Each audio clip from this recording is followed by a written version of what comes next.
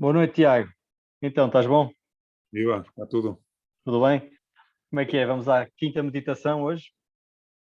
Sim, vamos lá ver. É? Demos aqui um salto da terceira para a quinta, não é? Saltamos a quarta. Sim, mas ainda regressaremos à quarta, um dia destes. Sim, acho que sim. Acho que sim. Podemos fazer talvez a quarta e a sexta, serão mais Ok. ligadas, não é? Sim, sim, sim, sim. Pronto, a ligação entre a terceira e a quinta, para quem não seguiu os nossos podcasts anteriores, ou as nossas conversas anteriores, é que as duas procuram provar de formas distintas a existência de Deus, não é? São dois argumentos diferentes para a existência de Deus, Uhum, não é? exatamente. Pronto, ele aqui. Olha, eu vou fazer um pequenino então resumo do ponto da situação, de onde é que estamos e de onde é que vimos, e depois já sei que tens um esquemazinho, não é? Para quem nos está a ver por vídeo, ou agora no Facebook ao vivo, ou depois no YouTube, Sim, que acho que nos pode seguir melhor. E também, de qualquer forma, vais explicar bem, portanto, quem está a ouvir no podcast acho que não vai perder o fio à meada. exato. Pronto, opá, nesta quinta meditação, o Descartes apresentou-nos uma versão simplificada do argumento ontológico. Eu, sinceramente, eu queria ter ido ver o argumento ontológico do Santo Anselmo no Proslógio, mas não tive tempo. Mas todos os comentadores são unânimes a dizer que a versão do Descartes é mais simples, não é? Até, pronto, é mais intuitiva e se calhar é de propósito que ele fez isso, não é? Sim, sim. Apresentou se calhar para manter um bocadinho a elegância e a estrutura das meditações.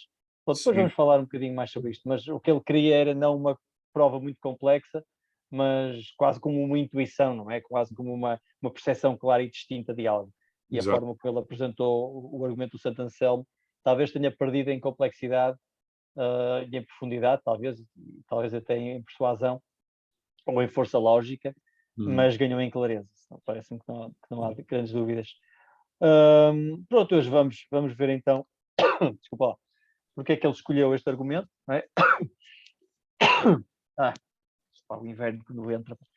E alterou um pouco, apresentou de forma mais simples, mas deixa-me só então recapitular um bocadinho as conclusões das anteriores meditações, da primeira, segunda e terceira, muito rapidamente. Portanto, na primeira, o Descartes chegou à dúvida radical, a dúvida metódica, rejeitou todas as suas crenças que tivessem a mais pequena margem para dúvida, duvidou de absolutamente tudo. Portanto, foi aí que ele nos deixou na primeira meditação, na primeira noite. Cada meditação era uma noite. Na segunda, atingiu uma certeza absoluta, a primeira certeza absoluta e indubitável, sabia que existia, não é? Sabia que existia, eu sou, eu existo, e além disso sabia que era uma coisa pensante. Não é? Portanto, serão duas certezas numa, não é? Sabia que existia e Exato. sabia que era uma coisa pensante. Na terceira meditação, foi aquela que nos tomou mais tempo, devido à complexidade Sim, lógica do argumento, e acho que fizemos bem em aprofundar aqueles meandros do argumento. Acho que foi divertido, pelo menos para mim e para ti, acho que foi divertido. Portanto, ele avançou o argumento da marca, é um argumento cosmológico, e que envolve, como vimos, vários tipos de conceitos, realidade formal e realidade objetiva, noções de causalidade, substâncias finitas que não podem causar substâncias infinitas na nossa mente, toda aquela complexidade mecânica que vimos. sim. E pronto, acho que as pessoas, quem não viu, poderá ir ver na descrição deste podcast, vou deixar o link para essas sessões. Na quarta meditação, que ainda não abordamos, que saltamos, para cá a pergunta como é que é possível que, existindo Deus, como ele tinha acabado de provar na terceira meditação, como é que Deus lhe permite errar, não é? Uhum. E se Deus é bom e tudo pode, não é? Deveria ter impedido que Descartes tivesse pensamentos errados. A Uhum. solução, levantando um bocadinho só o véu, é que a culpa não é de Deus, Uhum. mas é nossa, ou de Nossa. Descartes, no caso, não é? Sim, Mas sim.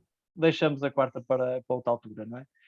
Pá, e na quinta, na 2, o Descartes volta então um bocadinho atrás, ou seja, ele tinha provado a existência de Deus, depois passa para a questão da verdade e do erro, e agora volta novamente atrás, acho eu, a apresentar um argumento, pelo menos na cabeça de Descartes, mais forte, seria a artilharia pesada, não é? Regressa à questão da existência de Deus e apresenta um novo argumento de uma família diferente. Se o outro argumento era um argumento cosmológico, este é um argumento ontológico. Nós fizemos a destrinça desses 6 famílias de argumentos na terceira meditação, na terceira conversa. Se calhar escusamos estar a repetir, mas basicamente o argumento ontológico é um argumento a priori. Não é? O argumento ontológico foi o nome que lhe chamou Kant. Portanto, o Descartes não lhe chamou argumento ontológico, foi Kant que lhe chamou argumento ontológico. E assim ficou conhecido para a história da filosofia.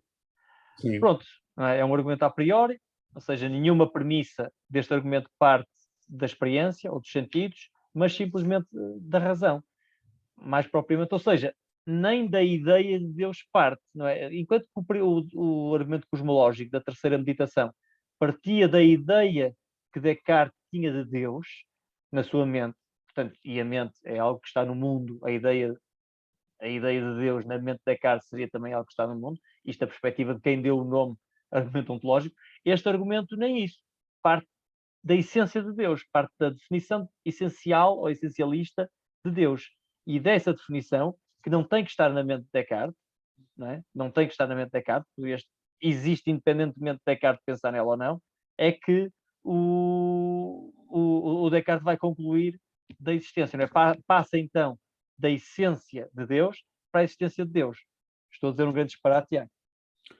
Não, só acrescentava o seguinte, a novidade aqui do Descartes, e vamos ver também no esquema que eu apresentei, é que ele faz uma mistura, tal como o argumento cosmológico de Descartes, não é um argumento cosmológico muito imediatamente cosmológico, não é? Normalmente nós pensamos no argumento cosmológico como aquele argumento que parte da causa primeira ou parte de uma regressão infinita de causas e efeitos no mundo até chegar supostamente a uma causa última que seria Deus, algo assim.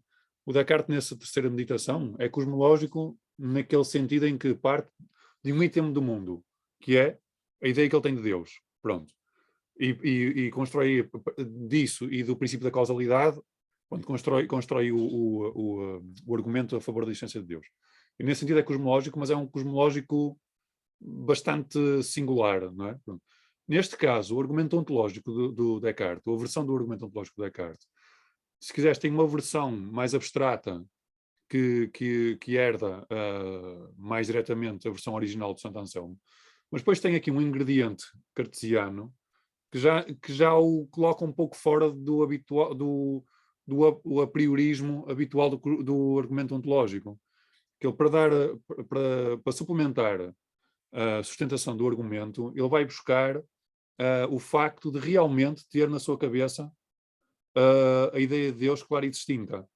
Percebes? Tipo, ok, essa escapou-me. Ora, repete lá como é que foi então. Como é que é isso? Imagina, mas isto vai se tornar, vamos ver, e se calhar o que eu estou a dizer vai se tornar mais claro quando eu apresentar a forma como o Descartes argumenta a favor da existência de Deus. Mas para adiantar um pouco, é isto. Imagina, tu tens duas versões do argumento ontológico aqui. Tens a versão mais abstrata, pura e dura, que se quiseres, segue os passos gerais do argumento de Santo Anselmo, que é pegares na definição e retirares a existência. Pronto.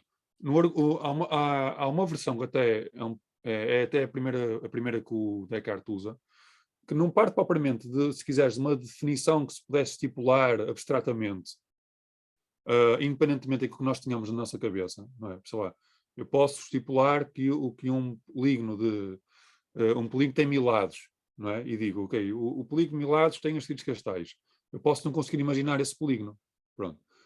Mas na segunda versão do argumento do Descartes, ele suplementa o argumento ontológico, que parte de uma definição estipulada, com o facto de realmente essa ideia estar presente na nossa cabeça, de maneira clara e distinta. Ok, quando estás a falar de duas versões, não estás a falar de duas interpretações, estás a falar no texto da quinta meditação, ele apresenta de duas formas distintas o mesmo argumento. Ok, essa segunda versão escapou-me um bocadinho. Mas tu vais ver que são duas versões que estão que estão sobre, não são propriamente distintas. Se quiseres, há uma versão mais psicológica do argumento e uma versão mais abstrata do argumento, ok? Pronto, ok, vamos avançando e vemos isso, está bem. Ok, sim, acho que se torna mais claro se eu mostrar isso. Queres partilhar então a tela, não é? Sim, se calhar partilho. Pronto, vamos ter o cuidado só de explicar então bem, porque Sim. há pessoas que vão ver no podcast, não vão ver a imagem, não é? Ok. Vão ouvir o podcast, não vão ver a imagem. Então, mas antes de... Ou melhor, ok. Antes de apresentar esta primeira versão mais abstrata, só fazer aqui uma ressalva. Para entendermos o argumento, como o argumento do ontológico funciona, podemos pegar num caso em que ele funciona de modo pacífico, em que todos nós aceitamos que funcione, ok? E pensar nesse caso primeiro, ok? Ok, é o exemplo que ele dá do triângulo. Do triângulo, exatamente. Vamos ver, temos aqui o argumento que é, na posição, ter 3 lados faz parte da essência de um triângulo. Pronto, nós podemos, um triângulo tem 3 lados. Pronto, Tiago, antes de avançar, desculpa lá, que às vezes damos por adquirido que as pessoas, toda a gente percebe os conceitos que estamos a usar, só dar um passinho atrás para definir essa ideia de essência. Portanto, ele parte da essência de Deus para chegar à existência de Deus, não é? Só para explicar um bocadinho o conceito de essência. Sim. Essência é algo, ou seja, aquilo que algo tem que ter para ser essa coisa, não é? Aquilo que algo tem que ter para ser essa coisa. No caso do triângulo serão 3 lados e 3 ângulos, não é? Lá, o exemplo de um rinoceronte. Um rinoceronte não tem que ter um corno para ser um rinoceronte, mas tem que ser um mamífero para ser um rinoceronte. Ou seja, tiras o corno do rinoceronte e esse animal continua a ser um rinoceronte. Tiras a propriedade, a mamíferosidade, não é? Ser mamíferidade, o facto de ser mamífero e deixa de ser um rinoceronte. Portanto, faz parte da essência do rinoceronte ser mamífero, não faz parte da essência do rinoceronte o corno. Portanto, ok, e acho que sim, acho que pronto, esta será a ideia de essência, não é? E ele vai partir daqui, então, para depois provar a existência, mas exatamente. Acho que agora podemos ir ao exemplo do triângulo, então, não é? Que é algo que nós já pensamos naturalmente, já fazemos naturalmente, não é? Exato, pronto, lá está. Na primeira premissa tens que a essência do triângulo, isto é, um triângulo tem que ter, para ser um triângulo, 3 lados. Pronto. Não pode não ter 3 lados. Um triângulo que não tem 3 lados não é um triângulo. Pronto, isso é a primeira premissa. Nós podemos pensar numa segunda premissa, também é pacífica, que é todo polígono tem 3 lados, tem 3 ângulos. Pronto. Vou fazer aqui um passo de entendimento. Toda a figura geométrica tenha 3 e só 3 lados, tem 3 ângulos, necessariamente. Não há hipótese, não há nenhuma hipótese de uma figura ter 3 lados e não ter 3 ângulos. Um polígono é uma figura fechada. Sim, uma figura fechada com 3 lados tem que ter 3 ângulos. Uma figura fechada, exatamente. Sim. Pronto, logo, segue-se daqui do P1 e P2 que 3 ângulos também faz parte da essência do triângulo. Isto é, se faz parte da essência do triângulo ter 3 lados, então também fará parte da essência do triângulo ter 3 ângulos. Okay? Logo, um triângulo, qualquer triângulo, tem necessariamente 3 ângulos. Okay? Pronto. Isto é, eu parti da definição do triângulo, com um passo suplementar acerca, uma consideração acerca da sua essência, e concluí outra coisa, outra propriedade. A partir de uma propriedade, uma consideração suplementar, e cheguei a outra propriedade. Partir da propriedade... Aumentaste o teu conhecimento acerca do triângulo a partir de algo que conhecias da definição do triângulo. Exato. Um lógico poderá dizer que eu simplesmente revelei, não aumentei, mas deduzi, pronto, tornei claro, não é? Tipo aquela coisa de que a conclusão nunca pode ter mais informação que as premissas, mas não interessa. Mas o que interessa é, eu fiz uma derivação, eu derivei de uma característica P1, uma característica particular do triângulo, outra característica. Derivei da característica do facto do triângulo ter 3 lados, derivei que ele tem 3 ângulos. Pronto. Agora, como é que isto funciona em relação a Deus? Como é que isto nos serve para demonstrar que Deus existe? Pronto. Então, primeiro, ter todas as perfeições faz parte da essência de Deus. Pronto. Esta é a ideia base que é a nossa definição de Deus inclui o facto de ser essencial para Deus ser um ser perfeito. Ok? Pronto. Se Deus não for perfeito, não é Deus. Se algo não é perfeito, não é Deus. Por isso, Deus é por essência perfeito, já não pode deixar de ser perfeito. Pronto. Só para usar a analogia com o triângulo. Se não tiver 3 lados, não pode ser um triângulo. Exato. Da mesma forma, Deus, se não for perfeito, não pode ser Deus. Não pode ser Deus. Pronto. Repara que isto aqui funciona mesmo para quem não acredita em Deus. Não é? Mesmo quem não acredita na existência de Deus neste momento. Não é? Exatamente. Porque Descartes, neste momento, não acreditava em Deus. Não é não acreditava em Deus. Sim. Suspendeu a crença devido ao método usado até agora. Portanto, isto funciona mesmo para quem não acredita em Deus, mas simplesmente reconhece que uma das características de Deus é ser perfeito. Como quem não acredita em unicórnios e acredita que o unicórnio não existe, mas uma das suas características é ter um corno. Exatamente. No meio da testa.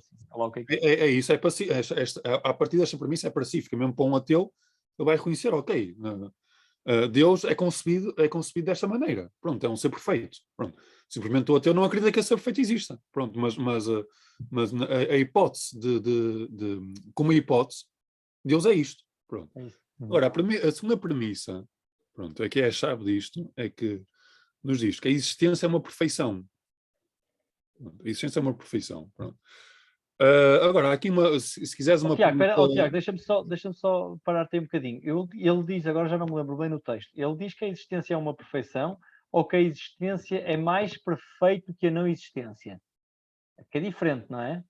A existência em si é uma perfeição ou para ele basta dizer que, para o argumento que ele vai avançar, assim, okay, não é? Que basta ser mais perfeito que a não existência. Até podemos fazer outra coisa, podemos assim,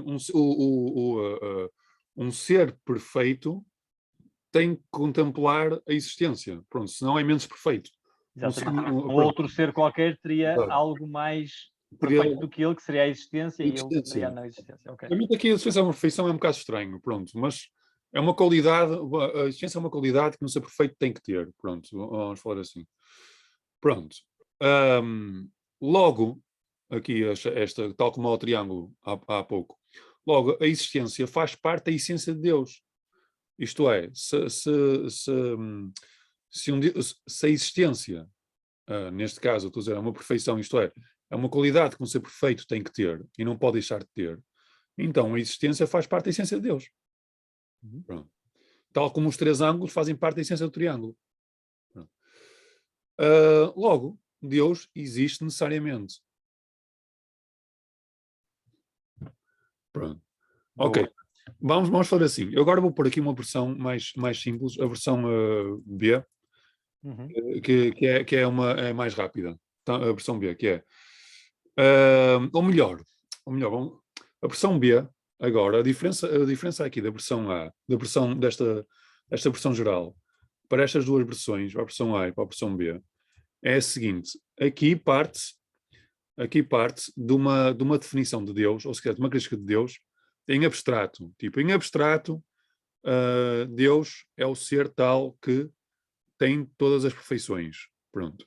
Mas o Descartes, na sua argumentação, começa por algo que é ligeiramente, é muito próximo disto, mas há uma diferença que é significativa, que é, ele diz que Descartes, tenho uma ideia do ser supremamente perfeito. Okay?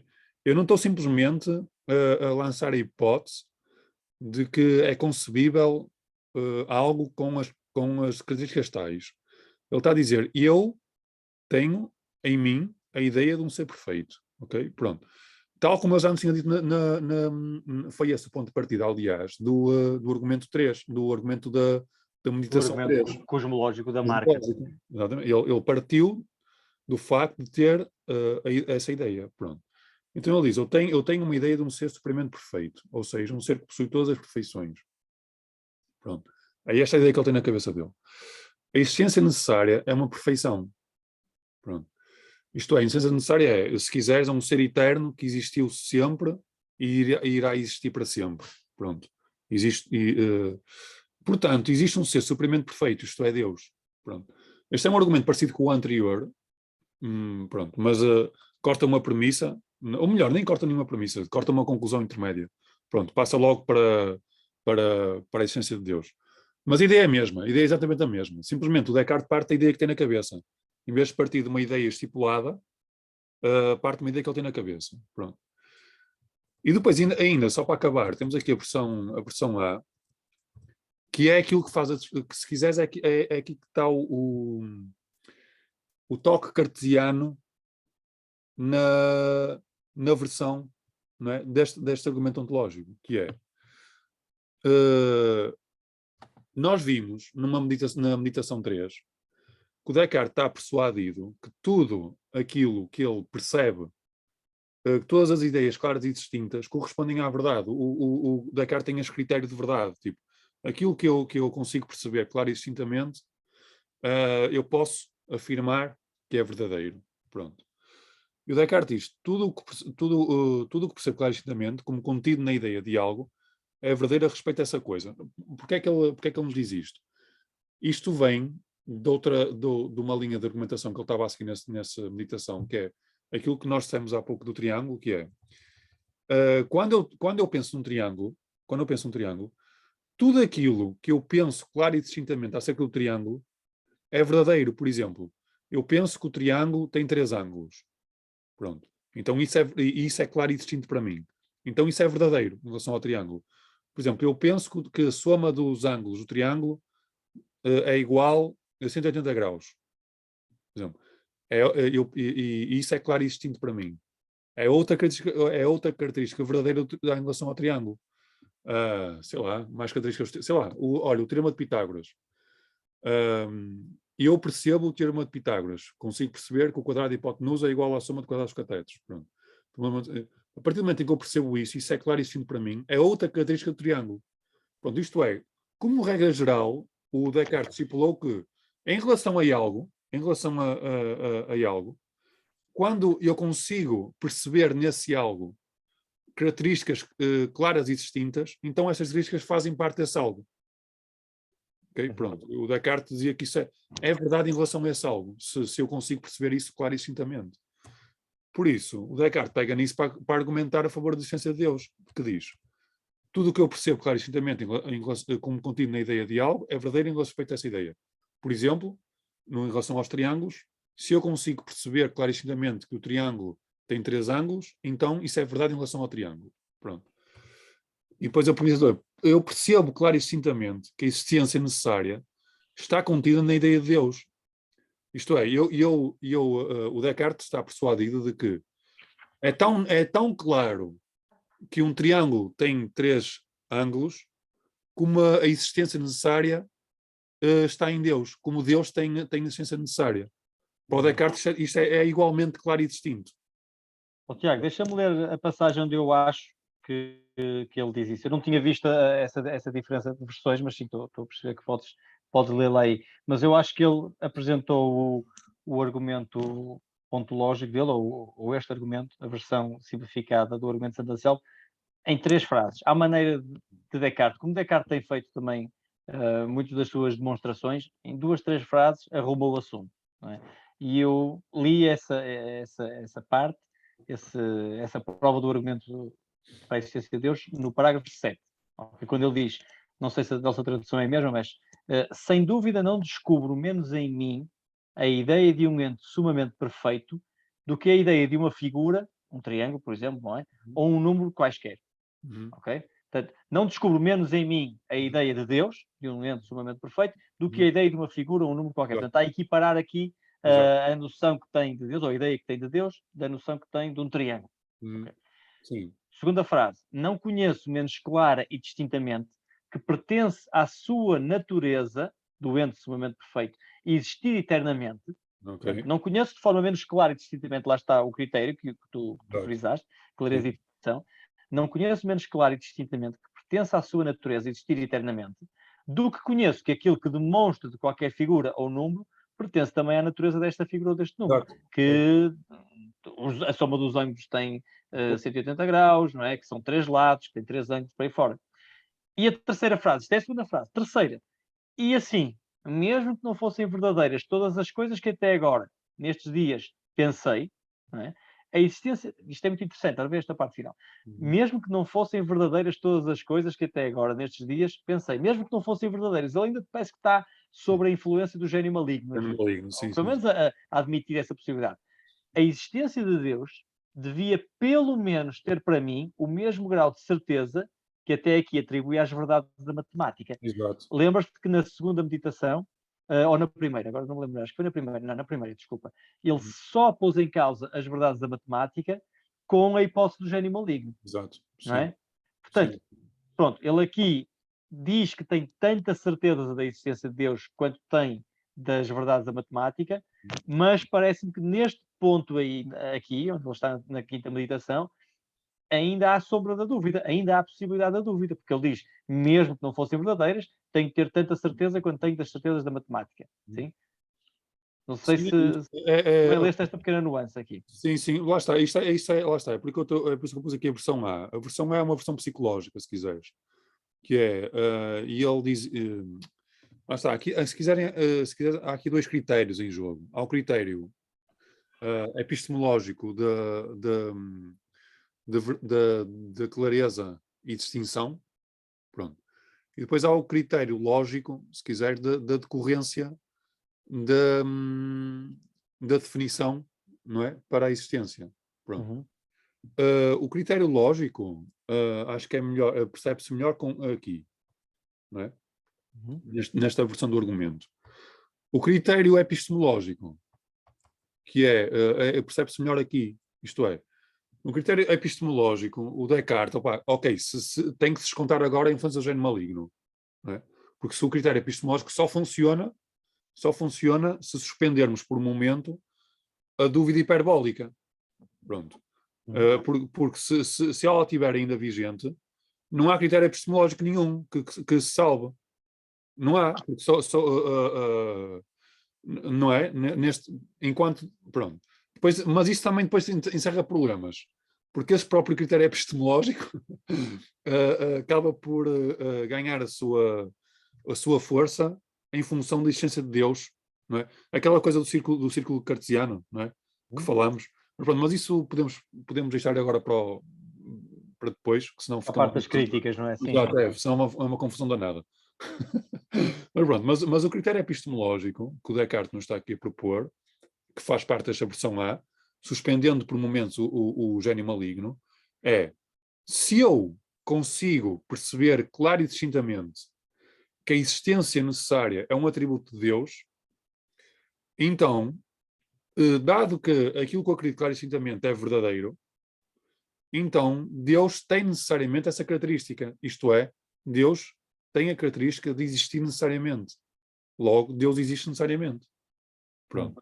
Então, agora deixa-me só recapitular. Se a partir da definição estipulada de triângulo, que tem três lados, chegamos à essência de triângulo, que é um polígono com três ângulos e cujos ângulos somam 180 graus por aí fora, se conseguimos fazer isso, ou se estamos autorizados pela razão a fazer isso, e fazemos de forma clara e distinta, e chegamos a conhecimento acerca do triângulo, podemos, usando as mesmas capacidades ou a mesma lógica argumentativa, chegar à existência de Deus. Exatamente, é esse o ponto, sim. É esse o ponto. Agora, pronto, e esse, eu diria que essa é a novidade do Descartes, que é introduzir no argumento ontológico de Santo Anselmo um critério epistemológico. Estás a ver? Tipo, para além de termos o argumento de Santo Anselmo, que é definição, premissa, conclusão, temos agora um suplemento, uma camada suplementar, que é aquilo que o Descartes acredita que é um critério de verdade, são as ideias claras e distintas. Pronto. Mas as coisas, percebes? Pronto, agora isto... eu não sei se isto te faz sentido, não sei se isso se esta sobreposição de camadas, pronto, mas... Não, eu não tinha, faz sentido, eu não tinha percebido dessa forma, mas realmente faz sentido. Eu acho que, não sei se é uma sobreposição, ou seja, não sei se o efeito da sobreposição é dar mais força ao argumento, ou torná-lo mais claro. Sinceramente não sei. Não sei. Sim, não sim. é? Ou se calhar, também a ideia do Descartes seria provavelmente encaixá-lo no seu sistema, não é? E na metodologia que tem seguido até aqui. Também pode ser, não é? Porque ele tem que de alguma forma começar a assentar as bases do conhecimento daqui para a frente. Ele vai precisar dessa noção de clareza e distinção, das ideias claras e distintas, como garante da verdade, do conhecimento que vem daí para a frente. Portanto, ele provavelmente aqui está ao mesmo tempo a tentar dar mais alguma força e solidez ao argumento de Santo Anselmo, mas está também a lançar as bases da sua metafísica daqui para a frente, não é? Sim, sim. Pode ser isso. É isso, é isso. Sim, ok. Então, só recapitulando, a partir da essência de Deus, não é? Deus é um ser sumamente perfeito.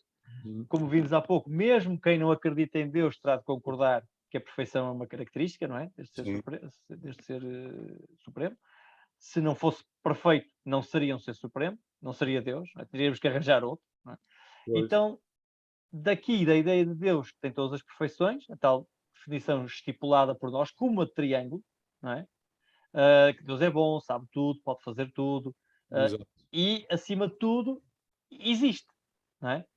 Portanto, é aquela segunda premissa que tinhas dito em cima. A existência é uma perfeição, que eu não me lembro dele ter dito isso, e eu li algo como existir é melhor que não existir. Pois, não é? é isso. É que basta isso, para dar força lógica ao argumento, basta isto, porque, assim, mesmo que a existência não seja uma perfeição, basta ser melhor do que não existir, para que se Deus não tiver essa característica de existir, qualquer pedaço de rocha teria algo melhor do que Deus, que teria existência, não é?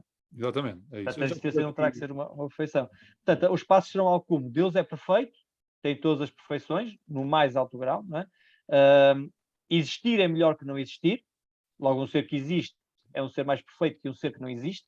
É interessante que vai ser aqui que vai incidir a crítica do Kant, depois vamos... uma das críticas do Kant, depois vamos ver isso. A seguir, passo 3, a existência faz parte da essência de Deus, portanto, a existência faz parte da essência, logo Deus tem que existir necessariamente, não é? Sim. Isto tudo no parágrafo 7, aquilo que eu te disse. Sim. O parágrafo 7 conclui em 3 frases a quinta meditação. Depois o que ele faz mais para a frente, acho eu, é consolidar, é defender-se de alguns ataques.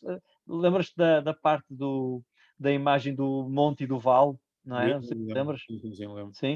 Ora, deixa-me procurar aqui, se calhar pode ser interessante ler isto. A parte do monte e do vale é análoga ao triângulo e dos ângulos. Tipo, tal como a montanha não pode deixar de ter um vale, o triângulo não pode deixar de ter 3 ângulos, Deus não pode deixar de existir. Pronto. É isso.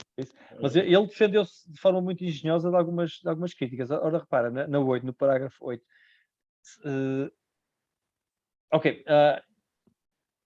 Ele defende-se de uma acusação de sofismo. Ou seja, ele diz, pode aparentar de alguma forma que isto seja uma falácia, não é? Um argumento sofístico.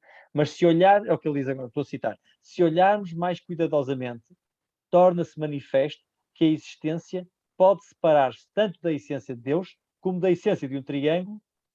Ele não diz, mas pode separar-se que a soma dos seus 3 ângulos é igual a dos 2 ângulos retos. Ou seja, não se pode separar da essência do triângulo que a soma dos 3 ângulos é igual a 2 ângulos retos, 180 graus, não é? Ou, e aqui está a imagem do monte, da ideia do monte a ideia de vale. Não se pode separar da ideia de monte a ideia de vale. De tal modo que não repugna mais pensar um Deus, isto é, um ser sumamente perfeito, a que falta a existência, isto é, que falta alguma perfeição, do que pensar um monte que falta o vale. Não podemos pensar no monte sem o vale da mesma forma que não podemos pensar Deus sem existência. Exatamente. É isso, sim. E está arrumado, Deus existe e temos que começar a reorganizar a nossa vida depois disto. Que acho que tem que começar a portar melhor. Isto é quase uma prova geométrica Acho que é muito interessante que o Russell, na sua... eu não ia dizer adolescência, não sei se era adolescente, mas pelo menos antes da adultícia, quando era mais novo, chegou a considerar este argumento sólido, irrefutável. E este argumento, lógico, é muito bom. Agora, portanto, qualquer pessoa normal, e eu considero uma pessoa normal, e acho que tu também, não é? Pelo menos ao lado do Russell somos normais, sendo que ele será muito acima do normal. Para alguém como ele, pronto, há 100 anos, ou o que seja, não é? Ter considerado quase no auge da sua forma intelectual que este era um bom argumento, é extremamente arrogante nós, e ele era ateu, depois sabia que era ateu, provavelmente depois, não faço posterior, mas não era burro nenhum quando leu o argumento ontológico do Descartes. Não sei se ele estava a referir-se ao do Descartes ou ao do Santo Anselmo, sinceramente. Eu estava ao Santo Anselmo, acho eu. É capaz. Mas quer dizer, alguém como o Russell dizer que é sólido, que estava convencido, percebes? Para nós agora, só porque começamos a ler já de forma cética o argumento quando estudamos e lemos alguns autores que o despacharam assim, nós não... É quase como alguém dizer, sei lá, é quase como aquela arrogância, não é arrogância, alguém dizer, eu sei que a Terra é redonda, não é? Sem nunca ter feito nenhum cálculo ou nenhuma experiência científica, simplesmente acredito que os cientistas me dizem, não é? Eu simplesmente acreditava que o argumento era fraco, porque a maior parte dos comentadores que eu lia diziam que o argumento era fraco. Não é, repara, convenceu alguém como o Russell durante algum tempo. Sim. Não é assim tão fraco. Eu não acho que seja fraco, pronto, mas eu acho o argumento fantástico. Então, e quando se põe em contraposição o triângulo e Deus, porque nós quando não é, desculpa, deixa-me só... Sim. Quando eu apresento este triângulo, se não apresentasse Deus e apresentasse este triângulo, era extremamente difícil nós percebermos onde é que está aqui a falha. E não há, neste caso, este argumento funciona perfeitamente. Pois, agora, nós temos que ver a diferença, não é, de um para o outro. Agora, há diferenças. Há diferenças. E é por isso que o argumento não funciona. E é por isso que hoje praticamente ninguém acredita que o argumento funcione. Ok? Pronto. Acho eu que nem... Não sei, acho que nunca... Não sei se alguém acredita hoje que o argumento funciona. Pronto. Não, olha, nós... Aproveito até para dizer isto, aquela publicidade que costumamos fazer aos cursos da Academia do Diálogo. O curso Deus e Filosofia, do Domingos Faria, ele, numa das sessões, eram 4, numa das sessões apresentou, julgo eu, não, uma era argumentos a favor da existência de Deus, cosmológicos e ontológicos, mas modernos. Ok? Portanto, modernos. Eu lembro-me que, por exemplo, o argumento teleológico do design mais recente era do género: acreditava na ciência, acredita em tudo o que a ciência nos diz desde o Big Bang, mas a explicação mais plausível para aquilo que a ciência ainda desconhece, tal como os segundos ou os milissegundos antes do Big Bang, é Deus. Portanto, é um argumento com bases científicas, mas depois dá... como é que se chama aquele argumento para a melhor explicação? É abdução, não é? É abdução que se diz. Acho que sim. Não é? Já não me lembro. Acho que é. O argumento para a melhor explicação. A melhor explicação mais provável é a existência de Deus. Portanto, há muita gente, acho que ainda acredita, e há versões novas do argumento ontológico. Pronto, eu acho que... Pronto, sinceramente, eu acho que o argumento do design... pessoal, aliás, o meu não ateísmo, o meu agnosticismo não ateu deve-se muito a esse argumento do design, mas não o ontológico. O ontológico não belisca, não faz qualquer moça em relação ao meu ateísmo. Se não a saber, tipo, mal a ver, ao meu lado ateu não é beliscado minimamente pelo ontológico. Boa. Pelo design, sim. Ok. Aí a coisa mexe. Estás quase um beato. Sim, praticamente. Olha, queres ver as críticas? Quero, vamos lá então. Pronto. A primeira foi logo do Gaunilo, não é? Não foi ao do Descartes, atenção. Agora estamos aqui, parece que às vezes a trocar, estamos a falar do argumento ontológico, não é? Depois a crítica daquele monge beneditino ao argumento ontológico foi ao Santo Anselmo. Portanto, ele era contemporâneo do Santo Anselmo, mas depois serviram o Descartes com algumas destas críticas e ele antecipou-as também na Quinta Meditação. E depois naquela correspondência que está editada, que eu não tenho, nunca encontrei, mas há uma edição das meditações que tem a correspondência que depois aquele padre Mersenne organizou entre conhecidos do Descartes e pessoas com o Hobbes, até parece, mas não estou em erro na altura, que criticaram as meditações de Descartes, e ele lá defende-se de uma série de ataques. Mas uma das primeiras críticas ao argumento ontológico veio daquele monge Gaunilo, que usou a experiência mental da ilha perfeita, não é? Era algo do género. Se argumentas ou se defendes, Anselmo, a existência de Deus a partir da sua perfeição, então podíamos estipular uma ilha perfeita, não é? Que seria perfeita, seria bonita, seria harmoniosa, teria tudo o que a natureza nos podia dar, e para ser perfeita teria que ter ainda a característica da perfeição. Logo, pela lógica do argumento, ele aqui, este Gaunil, era monge, portanto devia estar a fazer de advogado do diabo. Ou seja, eu acredito que ele acreditasse em Deus, mas não deveria não era por aí. Aceitar, exato, não era por aí. Não devia aceitar a lógica do argumento do Anselmo, porque ele dizia, se estipularmos a ilha perfeita, e a existência tem que fazer parte das características de não ser perfeito, logo a ilha perfeita tem que existir. Exato. Dizia, é uma redução ao absurdo. Este argumento é absurdo, logo o teu, Anselmo, que é igual, é igualmente absurdo, não é? Pois, o problema desse argumento, esse argumento é forte, mas o problema desse argumento é que não identifica exatamente qual é o passo que está a falhar porque podia-se dizer, ok, também a ilha perfeita existe, não é? Pronto, porque é um argumento que é convincente, qualquer pessoa que ouça, eu acho que fica mais ou menos persuadido. Mas não persuadiu o Anselmo, atenção, pá. Não persuadiu, mas porque, se calhar, por aquilo que eu estou a dizer, porque o argumento não identifica exatamente qual é o passo, qual é o passo ou a premissa que está a falhar aqui, não é? Sim, concordo contigo. O Kant, exatamente, estás a abrir caminho ao Kant, exatamente. Mas antes de ir ao Kant, espera aí, deixa-me só relembrar como é que o Anselmo se defendeu. O que ele disse foi, este argumento só funciona com Deus, não é?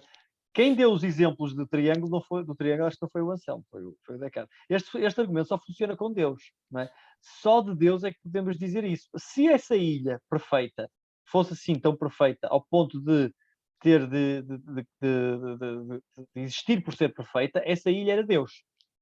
Essa ilha era Deus. Só Deus é o ser que é sumamente perfeito e que pode ter em si todas as perfeições, incluindo da existência que faz com que exista necessariamente. Sim? Portanto, eu acho que ele arrumou de alguma forma aí o argumento do Gaunir. Sim? Este argumento, ou este raciocínio não se aplica a coisas contingentes, implica só ao ser necessário que é Deus. Mas é marado, não é, parece um bocado ad hoc a coisa. Achas? Sim, em princípio o argumento devia funcionar para qualquer, devia ser universal, sei lá, qualquer... não se percebe, porque é que só a Deus é que... a pergunta mantém-se, porque é que só a Deus é que se aplica isso, percebes? Só há um ser que é o mais perfeito que possas imaginar, não há outro, não é? Ele usava essa ideia, o ser mais alto, eu não me lembro bem das palavras, mas era algo, o ser mais alto do qual nada pode ser pensado. Não é? O ser mais alto do qual nada pode ser pensado não pode ser uma ilha. Se for uma ilha, essa ilha é Deus. Deus é o ser mais alto do que o qual nada pode ser pensado. Não é? Sim. Não sei. Pois, eu estou a perceber o que estás a dizer. Porque não mais entidades poderiam usufruir desse salvo-conduto para a existência, não é? Porque digamos, os passos lógicos também estão lá todos, se eu disser a ilha acima da qual nenhuma ilha possa ser concebida. Pronto. Digo assim, a minha ilha, dizia o nome para uma ilha. Chamava-se Aurora, ele deu-lhe a ilha Aurora, era Aurora, acho que era do Gaunir. Pronto, a ilha Aurora é uma ilha tal que nenhuma ilha, não é possível conceber uma ilha superior a essa. Pronto. E o argumento resulta. Acho que é um bocado ad hoc dizer, não, mas só com Deus, mas porquê? Tipo, o que está aqui a demonstrar é exatamente isso. Porquê é que Deus, porquê é que o argumento só usa com Deus? É um bocado andar aos círculos, não é? Pois, eu estava a pensar que era por aí, não é? Que era porque ele dizia que Deus é o ser mais elevado que o qual nada pode ser pensado. Ok, mas porquê é que não pode resultar também isto com o ser mais alto do que o qual nada pode ser pensado e o ser imediatamente abaixo dele? Mais alto do que o qual só Deus pode ser pensado? A ilha, por exemplo. Não é? Porque é que ele para em Deus? Porque é que não aceita outras nessa varinha mágica para a existência? Não é? Sim, ok. Tens razão, se calhar é um pouco ad hoc. É um bocado ad hoc, acho eu. Pronto, outro argumento que eu acho que na refutação do do Descartes, Sim. que eu acho que também pode ser uma variante daquilo que tu disseste, que é do género, mas é concebível pensar uma ilha perfeita. Ou melhor, é concebível pensar-se em ilhas perfeitas, sem atribuirmos a existência. Pronto. Mas não é possível conceber-se Deus sem a existência. Tipo, o Descartes dizia que é quase uma incapacidade semântico-lógica. É possível conceber ilhas perfeitas não existentes, mas não é possível conceber Deus, É verdade. Deus não existente. É quase uma Isso ainda está não é? Isso ainda está naquela parte do monte e do vale, quando ele diz, ok, podemos imaginar que um monte tem que ter um vale, mas o monte e o vale não têm que existir. Mas Pois, o monte e o vale não podem existir separadamente. separadamente. Pronto. É essa lógica que aplica à existência de Deus. Pronto. Deus não pode existir separadamente, não pode falar-se de Deus ou pensar-se em Deus separadamente da existência, como não se pode pensar no monte separadamente do vale. Uau, mas lá está, mas o Gaunil podia existir, mas eu não estou a falar de uma ilha. Eu estou a falar da Aurora. Eu estou a falar da ilha perfeita, ele podia insistir nessa parte. E não é possível conceber a ilha perfeita a não ser associando à existência. Pronto, pronto. Não sei, há aqui um problema qualquer Sim. que isto começa a andar às voltas, não sei. Eu acho que ultrapassa o nosso intelecto. Pá. Nós estamos a lidar aqui com gênios. Exato. Gênios Não, em diálogo, não é? Gênios em diálogo, não é? mas sabes uma coisa, isto é uma experiência, não é humilhante, atenção, é uma experiência de humildade, porque estamos habituados a pensar em Descartes e pronto, ok, e Kant, o Kant foge um bocado a esta característica, pelo menos Descartes e alguns filósofos antigos, pronto, tiveram o seu papel na história da filosofia, abriram algumas portas, mas disseram alguns disparates, sabe? Estas coisas da existência que está ligada à existência, porque, lendo assim só as máximas, claro que é um disparate, mas depois percebes o trabalho que ele teve e de onde ele vem e a tradição onde ele está, porque ele não éramos nós nos sapatos dele, quer dizer, ele era alguém que vivia no século XVII, não é? Que tem aquela tradição toda, estudou como estudou, tinha as certezas que tinha, vivia no caldo cultural que vivia, havia proposições que aceitava, outras partilharia algumas connosco, mas outras que nós não aceitaríamos, mas para ele eram indubitáveis. E tudo isto tem que ser percebido nesse contexto. Agora, estar a dizer que, olha, ele disse este disparate, siga em frente. Não, calma aí, vai ver com cuidado, vê a forma e o cuidado com que ele. Não é qualquer pessoa que faz isto. Não. Descartá-lo como alguém que não, de alguma forma, não merece o apreço que a história da filosofia lhe dá, é arrogante. Mas foi preciso outra inteligência suprema para finalmente, se calhar, arrumar definitivamente o argumento ontológico, não é? A tal pessoa que descobriu então onde é que ele falhava, não é? Pois, pronto, mesmo assim eu confesso que não estou persuadido com a refutação do Kant. Não, vou explicar porquê. Boa, vamos lá. Mas queres explicar qual é a refutação de Kant? A refutação de Kant, pronto, lá está. Então, a máxima que nós aprendíamos na faculdade e que dava para tirar 12 no teste, ou o que era algo do género. A existência não é um predicado. A existência não é um predicado. E como a existência não é um predicado, o Descartes estava enganado. E toda a gente assinava com a cabeça e dizia: a existência é um predicado.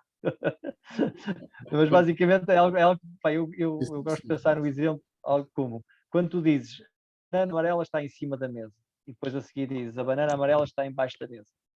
Tu dizeres o sítio onde ela está não muda nada em relação à banana. Não é?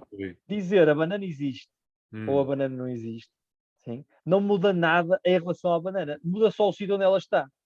Na primeira está na mente, na segunda não está na mente. A banana existe, a banana existe cá fora da mente e a banana não existe, mas continua a existir na mente. Portanto, as características não mudaram. O que o Kant identificou no argumento ontológico foi esse deslize, eu gosto deste termo, esse deslize, não é? de se existe aqui, tem que existir ali. Sim, mas não. A existência não é algo que tu acrescentas à banana. Pois. existência é algo, quando pensas na banana, tu abres o dicionário e não vês banana, fruto amarelo que existe.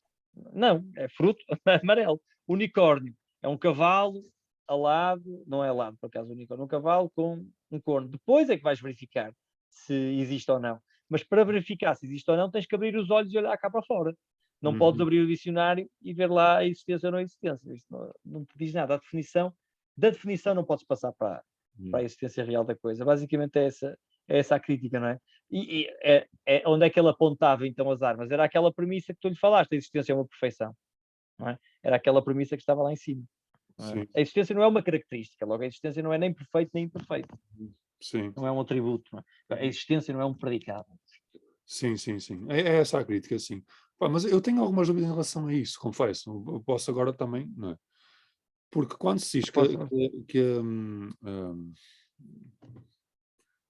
a existência não é um atributo real do objeto, o Kant dizia que é uma condição de atribuição de predicados. Não é um atributo, é uma condição. O objeto o objeto, para ter esses atributos, tem que existir. Não é que a existência acrescente nada ao objeto, mas a existência permite que o objeto tenha essas características. Mas eu não sei se o argumento reformulado na forma de... Porque, o que é que se quer dizer com este objeto existe? Ou em oposição a este objeto é apenas fruto da minha imaginação ou do meu intelecto. O que se está a querer dizer é que o mundo contém esse objeto. Não é? Pronto. O facto do mundo conter esse objeto, eu não tenho certeza se isso conta com uma característica relacional do objeto. Percebes? Sei lá, imagina, há características dos objetos que só fazem sentido. Por exemplo, imagina, olha, está-me a ocorrer agora de repente. Imagina, o caráter artístico de uma obra, o caráter artístico de algo, só existe, esse caráter artístico só existe no seio de uma comunidade que vê esse algo como tal. Pronto, não é? Sei lá, olha, sei lá, o caso mais flagrante que é clássico nas aulas de estética, não é? O urinol do chá, a fonte do chá, não é? Tens o urinol, mas em função... Há bocado disseste a banana em cima da mesa. Está aqui embaixo da mesa, mas é a mesma banana, só muda de sítio. Mas pode haver situações em que o facto de mudar de sítio muda a característica relacional da banana. A banana em cima da mesa adquiriu outra coisa, tem outra característica que a banana debaixo da mesa não tem. Nesse caso não é óbvio. Mas no caso, por exemplo, do urinol, o urinol ali, naquele sítio, e o urinol aqui neste sítio, adquiriu uma característica diferente. Pronto. Não é? Pronto. Eu não tenho a certeza se o próprio se queremos dizer que o objeto existe, quer dizer que existe algo no mundo com aquelas características, isso por si só já conta como uma característica muito bem. Percebes? Não sei se me estou a fazer. Não sei se faz qualquer sentido o que eu estou a dizer. Pá, eu acho que sei onde estás a tentar chegar. O que me parece é que as características que estás a falar que podem mudar mais à frente não é características em relação à existência do objeto. Se ele está num museu, numa mesa no museu, ou se a banana está numa mesa no museu, ou está debaixo da mesa da minha cozinha, tem valores diferentes, mas ela já tem uma existência que lhes confere alguns atributos. Já pode ir para o museu, já pode ficar na minha cozinha.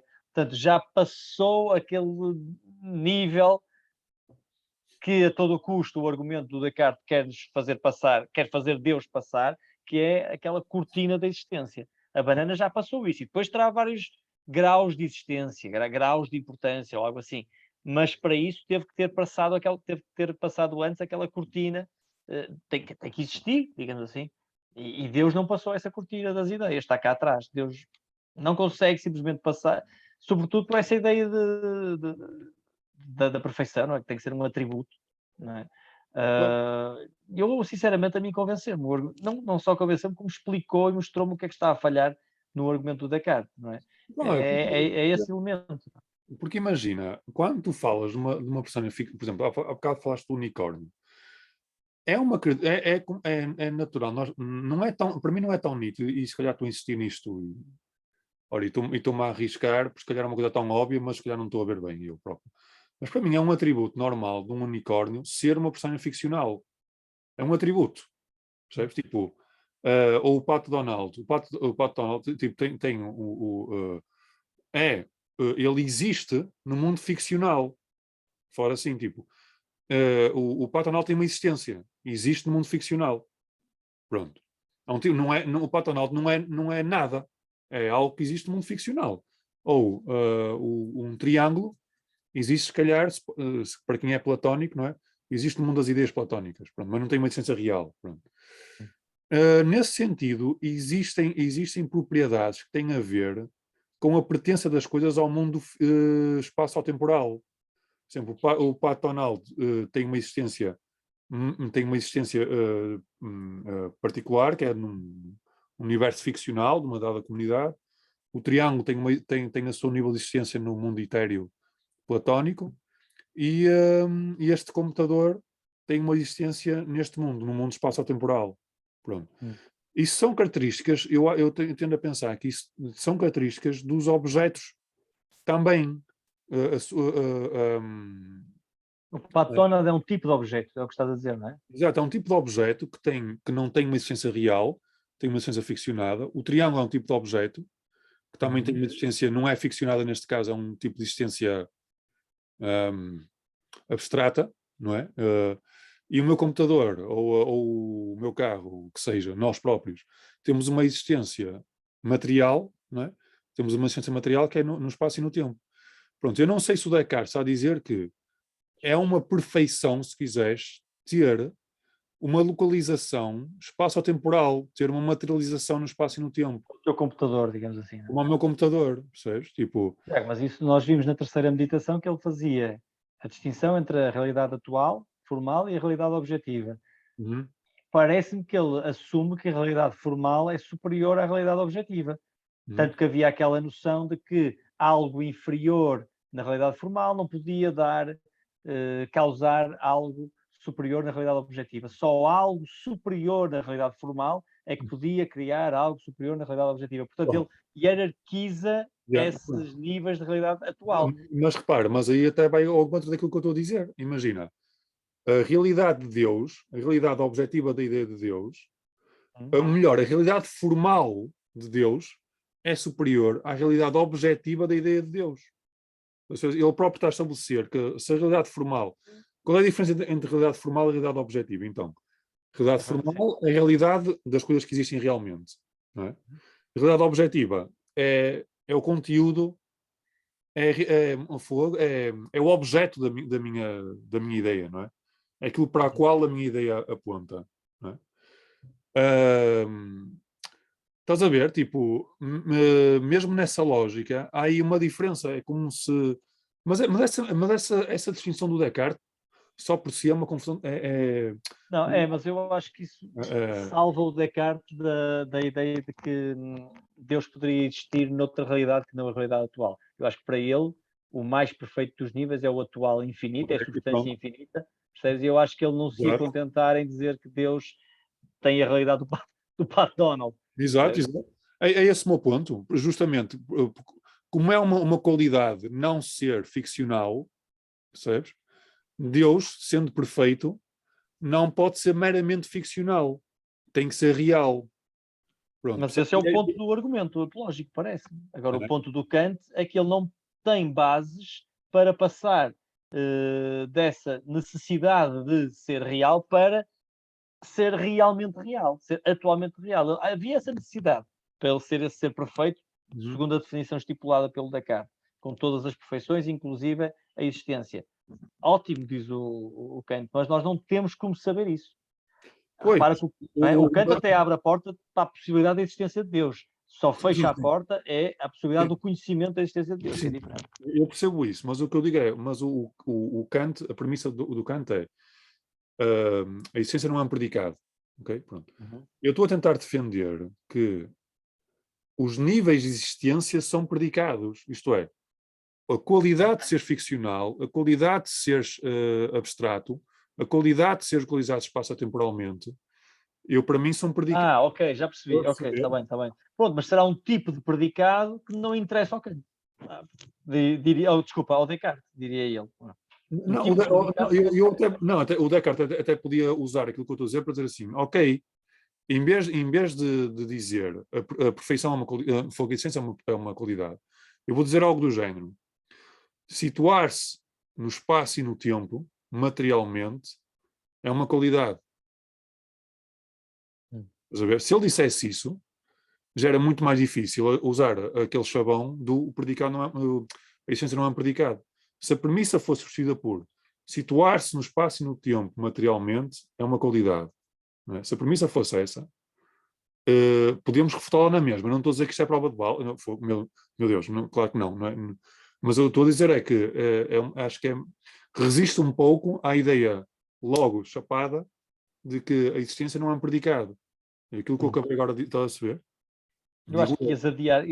Pronto, teríamos que formalizar isso, se calhar, ou arranjar alguém que o fizesse, mas eu acho que ias adiar um bocadinho a refutação, parece. Mas, sinceramente, está-me a escapar um bocadinho a lógica da coisa. Mas o problema é...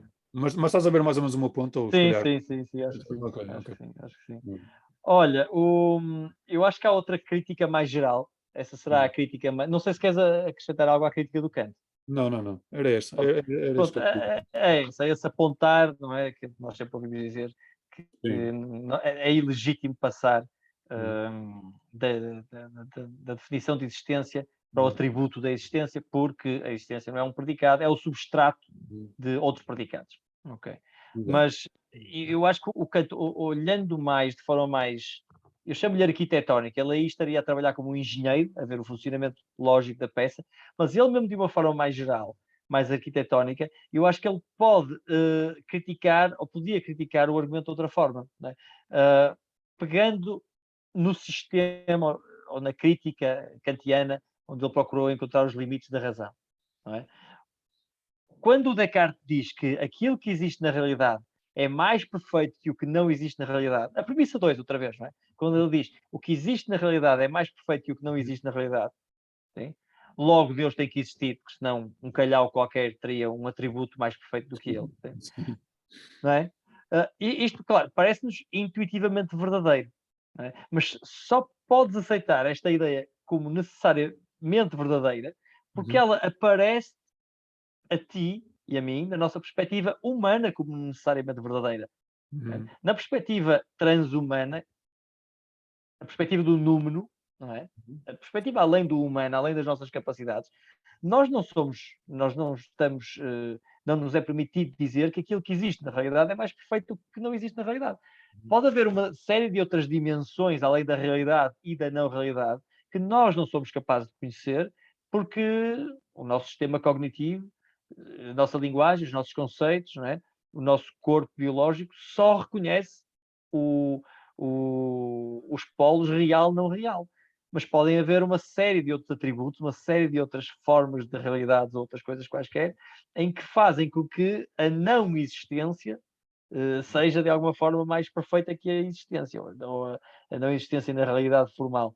Portanto, ou seja, só olhando para as coisas da perspectiva humana é que nós podemos dizer a segunda premissa do argumento do Descartes, que aquilo que existe na realidade é mais perfeito que o que não existe na realidade. Okay? Só através da forma que nós olhamos para o mundo, pensamos o mundo e falamos o mundo é que podemos dizer isso. Isso parece-me que seria uma crítica... Mas a forma como tu agora reformulaste também vem um bocado ao encontro daquilo que eu há bocado estava a dizer, que é aquilo que se encontra na realidade, percebes? Já não disseste existe, disseste aquilo que se encontra na realidade, percebes? Já é uma formulação bastante mais à prova de Kant, estás a ver? Estás a ver? A formulação que agora arranjaste abre o espectro.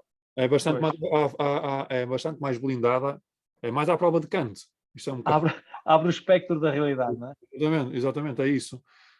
Mas, Tiago, o Descartes era católico. O Descartes era católico, ele não ia aceitar um Deus que não fosse um Deus pessoal, interventivo, real, no sentido atual do termo. Uns anos mais à frente, o Descartes, se calhar, já nos deu esse... O Spinoza já nos deu esse Deus. Não é? esse Deus que existe numa realidade, ele não usou o termo número, isso é um termo kantiano, mas numa realidade que nos transcende, não é? Sim, sim, sim. Não foi bem isso, agora estou a cometer um erro, não é que nos transcende, é que é tão diferente desse Deus pessoal, mas não é no sentido da transcendência, é até no sentido contrário, no Ao sentido da contrário. imanência. É. Sim, Pronto, mas aí já estamos a entrar pois, noutras águas. anteísmos. Sim. Olha, e ao ler a Quinta Meditação, se calhar há outra crítica possível, que é, repara, há uma contradição latente com a primeira meditação. Lembras quando ele nos disse, na primeira meditação, que havia a possibilidade de haver um Deus, ou melhor, havia a possibilidade de pensarmos um Deus enganador. Sim, sim. Havia essa possibilidade. Sabia. Se havia, há 2 noites atrás, a possibilidade de pensar a existência de um Deus enganador, ou seja, um Deus que não tinha a característica da bondade, porque é que agora o Descartes diz que não é possível pensar num Deus que, tudo bem, até tem a característica da bondade, mas não tem a característica da existência. Eu já nem estou a olhar para a crítica do Kant. Okay? A própria característica da existência. Sim. Se já foi possível pensarmos num Deus que, ao qual lhe faltavam algumas características, porque é que agora, de repente, ele lembra de que a ideia de Deus tem que ter em si todas essas Hum. Já foi possível pensar que não. Agora, que dava-lhe jeito agora, claro, blindar o conceito de Deus para depois poder Pois, construir a partir daqui. essa crítica até ganha até mais substância e realmente percebe-se o quão contraditório pode ser Descartes aqui, quando ele qual é a meditação que ele diz isso? Até acho que nem é numa meditação, eu acho que é numa resposta ou uma crítica da meditação, que ele diz que a distinção dos atributos de Deus é racional e não é real. Isto é, isso é um bocado mais marado, que é, imagina, o Descartes diz que Deus é uma substância infinita e que tem vários atributos, não é? Por exemplo, omnipotência, omnibolência e sumamente bom e omnisciente, ou Assim. pronto. O que Descartes nos diz é que estas são formas racionais de nós atribuirmos características a Deus, mas na realidade elas são todas a mesma coisa. Tipo, o Descartes acredita, isso por acaso eu não li nas meditações, li na Stanford sobre meditações de Descartes, uma resposta que o Descartes deu a um crítico, que falavam sobre esse tema dos atributos, e o Descartes dizia que Deus não é omnisciente, e depois é omnipotente, e depois é omnibolente. Não. Deus é uno, indivisível, e digamos, é uma substância una, indivisível. Para nós, seres racionais limitados, é que temos que categorizar Deus de alguma forma, e olhamos para lá e atribuímos a omnisciência, pronto. Mas na realidade é tudo a mesma coisa. Ele diz que é inseparável, a omnipotência é inseparável da omnibolência, e a omnibolência é inseparável da omnisciência, e a omnisciência é inseparável da omnipotência. Pronto.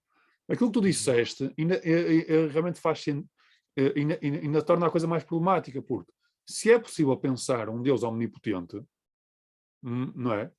Mas enganador, isto é, mau, então aquela lógica dos atributos divinos que são completamente harmónicos também não é possível. Não é? Porque podemos pensar, a omnipotência implica omnibolência, a omnibolência implica omnisciência, não é? Como o Descartes estava a querer dizer nessa resposta. Mas se é possível pensar no gene maligno, não, porque o gene maligno é omnipotente, mas não é bom. Ou podemos pensar as coisas separadamente. E agora, como tu disseste, o gene maligno não é bom e não existe. Por isso podemos passar a omnipotência sem a omnibolência, sem existência, mas com a omnisciência, porque o gene maligno, pelos bichos, sabe tudo, é capaz de saber tudo, não é? Pronto. Por isso tens um Deus, linha, não é? Que é omnisciente, omnipotente, mas não é sumamente bom e não existe. Pronto. Isso é possível, e é possível ser concebido isso. Agora, porque é que não é possível conceber um Deus omnisciente, omnibolente, omnipotente, mas não existente? Claro Não que é? é possível. Claro que é possível. Agora não dava jeito ao Descartes porque ele vai precisar de um Deus omnipotente e sumamente bom para garantir o conhecimento racional daqui para a frente. Ele quer continuar sentado na sua poltrona confortável à lareira e a partir daí conhecer ou adquirir conhecimento seguro do mundo como um bom racionalista que ele era, não é? Portanto, ele precisa desse Deus. E além do mais, eu acho que ele está também a fazer um papel, está a ajudar a religião dele, não é? Não só os jesuítas e a religião católica. Ele tem também o papel de estabelecer a existência do Deus católico contra o Deus protestante, é o mesmo, mas pronto, mas pelo menos noções que competiam com o catolicismo naquela altura, não é? E outras religiões, não só do livro, mas acho que um dos papéis do Descartes era blindar o Deus católico. Portanto, ele precisava desses atributos que são canónicos. Não é? Agora, já vimos na meditação anterior, o sumamente bom é uma perspectiva humana e centrada no humano de Deus. Por que raio é que aquilo que eu considero ser sumamente bom é para Deus sumamente bom? Deus pode ter um plano em que, para ele, as coisas vão funcionar se nos enganar a nós, e se nós formos marionetas de Deus. Mas atenção que Descartes aborda essa questão na meditação 4. Na 4. É? Ok. Então, espera aí, não digas nada que depois vamos tratar dela. Ok, mas para já a minha ideia era esta, não é? Para já a minha ideia era, pode haver um plano qualquer superior em que Deus até é sumamente bom, tudo bem, admitamos isso, mas numa perspectiva divina e não numa perspectiva humana e antropológica. Sim. Ok? É como quase que se fôssemos insetos de Deus ou algo assim, então ele dava jeito para Deus transformarmos em pasta para tirar as nossas propriedades proteicas ou algo assim. Para nós é mau, né? Mas, e até podíamos achar que era bom, ele estava-nos a enganar nesse sentido, mas num plano mais geral, divino, universal, era uma coisa boa. Exato. Portanto, essa característica é uma característica que parte de uma perspectiva humana. Sim, ok. Na meditação 4 acho que vamos ter a hipótese de falar sobre essa possibilidade, sim. Está bem, pá. Mas olha, só uma última sim. coisa. Sim. Nesta meditação temos novamente o problema do círculo cartesiano e de uma maneira até bastante latente. Agora deixa-me só partilhar outra vez isto aqui. Imagina, aqui o círculo quase que se denuncia a si próprio, aqui nesta versão. Aqui na versão 4, não é? Tudo o que percebo claro e distintamente, como continua a ideia de algo, é verdadeiro e respeito essa coisa. Percebo claro e distintamente a essência necessária tal ele diz isto, pronto. Mas depois, não devemos esquecer que qual é a função de Deus, da essência de Deus para Descartes, para a epistemologia de Descartes? É garantir a premissa 1. Sim. Estás a perceber? Pois, sim, nós já tínhamos visto esse salto na última sessão, não é? Exato, mas aqui fica bastante. Fica quase. Deixa-me só ler, é a versão A que estás a ler, não é? Porque há pessoas que estão no podcast e podem. A premissa 1 da versão A é tudo o que percebo clara e distintamente, como contido na ideia de algo, é verdadeiro a respeito dessa coisa. Ok. Premissa 2. Percebo claro e distintamente que a existência necessária está contida na ideia de Deus. Portanto, Deus existe. O problema aqui é que precisavas de uma premissa menos 1 para garantir que percebes claro e distintamente, como contido na ideia, que algo é verdadeiro. Ou seja, a passagem da clareza e distinção para a verdade precisava de alguma premissa aqui. E qual é a premissa menos 1? É Deus existe. Exatamente. Pois é isso. Premissa menos 1 é Deus existe. É o círculo cartesiano. Aqui está clarinho. Está clarinho o círculo. Pode ter sido mais confuso agora, mas eu acho que nós explicamos melhor o círculo cartesiano na meditação 3, na nossa conversa da meditação 3. O premissa menos 1. Premissa menos 1. Deus existe. Deus existe. E garante que aquilo que eu vejo claro e distintamente é verdadeiro. Exatamente. Então, tal. É isso. Não, tens razão. Pois há. Sim, senhora. Sim. Pronto, Descartes não nos terá tornado crentes, muito menos beatos, mas não sei, vês alguns aspectos positivos nesta. Não vejo, sim. É uma maneira de. Nas meditações, nestes argumentos. Sim, é uma maneira de falarmos sobre religião sem andarmos à batatada. Sim, sem dúvida, isso sim. Não é? Isso tipo, não há, normalmente dizem que na família não se pode falar de 3 coisas, não é? Nos jantares de família. Deus, futebol, Deus, futebol e política, não é? olha, nem sei. Acho que é Deus, futebol e política. Acho que são estes 3 assuntos proibidos. Pronto. Se eu chegar a um almoço de família e tentar explicar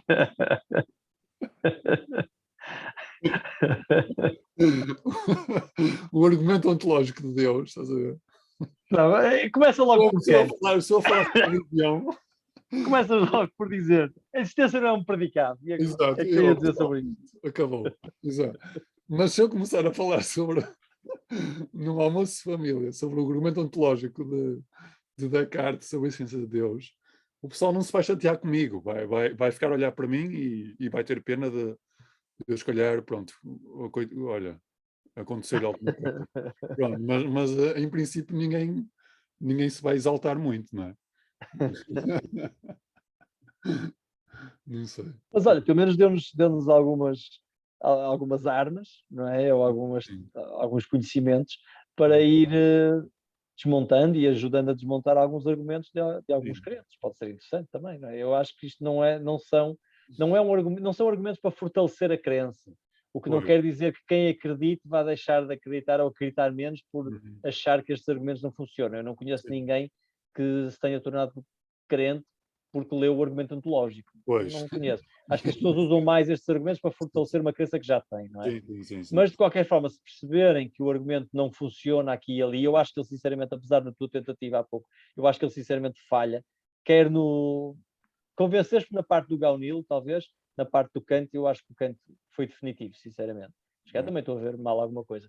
Não me parece que a pessoa vá deixar de acreditar menos, mas se calhar acredita de uma forma mais pura, mais espiritual, menos crente que a razão pode encostá-lo a Deus, porque parece-me que não pode. Agora, por outro lado, repara, pensar em Deus e refletir nisto e nesta ideia que o Anselmo e o Descartes não demonstraram, mas nos apontaram, essa ideia que é possível pensar a partir da definição de alguma coisa, tentar passar para a sua existência, não é?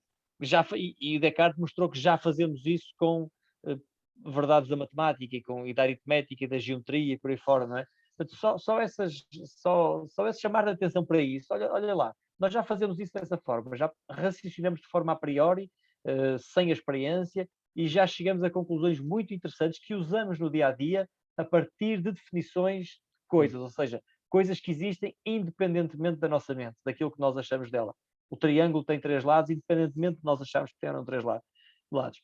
Por que não tentar isso com Deus? Não é? Por que não fazer essa passagem para a realidade de Deus e não só para a realidade do triângulo, esfera e quadrado e por aí fora?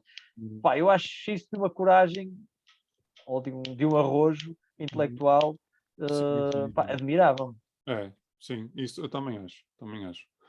E acho que, pronto, lá está, a preocupação de, não, é mesmo isso, é pegar num conceito deste, e depois, vamos ver, e também é sempre, é engraçado a maneira como nós lemos Descartes e vemos que ele está na sua solidão epistemológica, não é? De repente não ter nenhuma certeza e estar perdido, não é? Num oceano de dúvidas, não é? E o que é que ele acha que é mais... É engraçado acompanhar o processo todo. E o que é que ele nos diz, o que é que ele nos desafia a pensar? Que para sair deste mar de dúvidas, mais claro do que aquele candeeiro que eu estou a ver à minha frente, ou aquilo que o computador, ou aquilo que me é habitual, mais claro que isso tudo é a ideia de Deus. Estás a ver? Tipo, a ideia, e é fascinante ver como é que alguém consegue pensar desta maneira e de forma bastante racional e lógica e sólida, num certo sentido, não é? É Não isso. sólida ao ponto de ficar estabelecido, que não ficou, mas é fascinante. Eu sou ateu, tu és ateu também, somos os dois ateus, estamos aqui já a fazer uma declaração de princípios. Eu sou agnóstico. Agnóstico, eu acho que ainda sou ateu. Mas digo-te já, ler as meditações do Descartes e depois, mais à frente, vamos abordar a ética do Spinoza, até num curso que vamos dar na Academia do Diálogo sobre Spinoza. Aproxima-me mais de Deus, eu que acredito que Deus não existe, aproxima-me mais de Deus do que todas as catequeses que eu fui obrigado a assistir, religião e moral, todas as missas em que eu já participei. Uhum. Se há algo que me aproxima mais de Deus, é este tipo de esforços para mostrar que Deus existe. Uhum. Sim. É fascinante. As meditações são uma coisa, são um livro mesmo. É um livro fascinante, eu acho. A maneira como ele parte de tudo, não é? A maneira como ele parte da dúvida radical, e vai construindo todo aquele edifício ali à lareia, sozinho. Ele conseguiu construir toda uma. E a forma limpa como ele faz, não há excesso. Isso vê-se que foi uma obra que foi trabalhada, deve ter tido uma série, e teve uma série de esforços e tentativas iniciais e ideias que foram testadas. Faz-me lembrar aqueles cómicos que fazem aqueles stand-up comedians, não é? Que vão experimentando o material ao longo dos tempos, dos anos e ver o que é que funciona.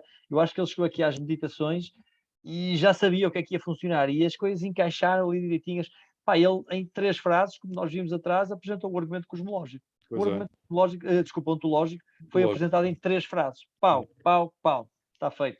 Opa, outros autores antes dele passavam centenas de páginas a argumentar a favor de Deus, e ele em três penadas, tumba, apresenta-nos isto. E depois vê de outra forma, antecipa críticas, refuta essas críticas antecipadas, tira as implicações da existência de Deus. Pá, é um grande livro mesmo. Sim. É uma forma de fazer filosofia muito boa. Sim.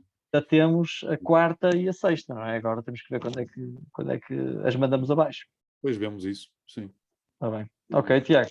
Olha, acho que, pronto, dou um bom ao nosso esforço. Um bom. Exato, satisfaz bastante. Opa, não, é que eu gosto muito do que faço. Não, é assim, há um atributo, há uma coisa que há uma coisa boa, existiu. O nosso esforço existiu, não é? Tipo, Pá, era o que eu estava a dizer. Eu gosto muito disto que nós fazemos e não saio daqui humilhado e achar que sou mais estúpido que aquilo que sou. Mas sinto tu tocas guitarra clássica, pronto, mas eu sinto um tocador de banjo a tentar a olhar para uma, sei lá, uma peça do Mozart ou do Beethoven, uma coisa assim qualquer. Pá, acho que é tão abismal a diferença de capacidades que temos, que eu tenho para quem escreveu esta obra e quem pensou desta forma, que mas faz-me sentir bem, não fico mal. São obras que aquilo que eu tenho dito, não é? São obras que marcaram a nossa civilização. Que são ocidental, não te esqueças, ocidental. Exato, ocidental. Isto vai ter um preço. Vai ser cancelado. Vai ser cancelado. Vai ser cancelado, não é? Mas eu também quero, não quero ficar para trás. Cancelarem a ti, cancelem a mim também. Opa, mas acho que é um bocado inegável que este tipo de obras. Esta obra, lá está, destaco 2 coisas na obra. Em relação ao contributo que para a nossa civilização ocidental, lá estou eu, que é a dúvida e a subjetividade. Pronto, não é? E isso vê-se muito nas 2 primeiras meditações. Pronto.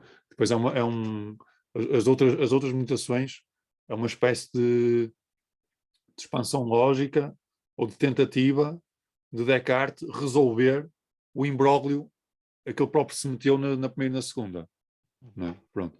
Mas esse exercício da subjetividade, isto é, metermos dentro da nossa cabeça e dar primazia àquilo que nós temos na nossa cabeça, e a dúvida, e comprometermos a sujeitar as nossas crenças a uma dúvida tão radical como ele fez, eu acho que isso caracteriza a nossa civilização também. É por isso, pronto. Descartes é aquele momento de charneira, não é? Havia já uma tradição cética e ele levou ao extremo a tradição cética. Já havia uma tradição escolástica, provas da existência de Deus, e ele sublimou isso. A tradição aristotélica da questão da substância, da causalidade. Portanto, ele, no fundo, ele não criou nada de novo. Ele parece que foi a pessoa que juntou nele todas essas tradições e depois abriu Mas eu uma série de outras, não é? Mas eu num fulgor diferente, por exemplo, mesmo o Penso Logo Existe, acho que não é dele. Sim. Já tinha, o Agostinho já tinha Santo dito. Agostinho, a dizer, eu erro logo só. Eu acho que é se duvido existe, eu punha condicional, se duvido, assim uma coisa. Ou se erro sou, é uma variante assim. Mas com este Olha, mas fulgor, se nos quiserem cancelar por dizermos que isto são. Não podem, porque é verdade, são tesouros e frutos da civilização ocidental. Porque Descartes era ocidental. Agora, se nos quiserem, apresentem-nos então o Descartes indiano, ou o Descartes chinês, ou o Descartes africano. Estamos a... exato, sim, força. Haverá, deve Haverá. haver, haverá. Mas não conheço, sinceramente. Exatamente, isso é um reconhecimento da minha ignorância até. Tipo, na cultura, nesta cultura, isso é tudo problemático, isso é tudo, não vamos por aí. Realmente. Daqui a bocado parece que estamos a vestir a camisola da seleção. Não, Estamos aqui já a acabar numa toada não, xenófoba não, exato. Não, e eurocêntrica. exato, não. Não, é por isso, é uma ideia muito mais básica do que isso, é dizer que o livro da Descartes foi marcante. Pronto, mais nada. Até pode ser para o mundo, vamos falar assim, foi marcante para o mundo, estás a ver? Pronto. Concordo. Ainda nos falta ler 2 meditações. Depois damos sinais de vida quando estivermos vivos. Olha, um abraço, obrigado. Obrigado, então, tá, tchau aí.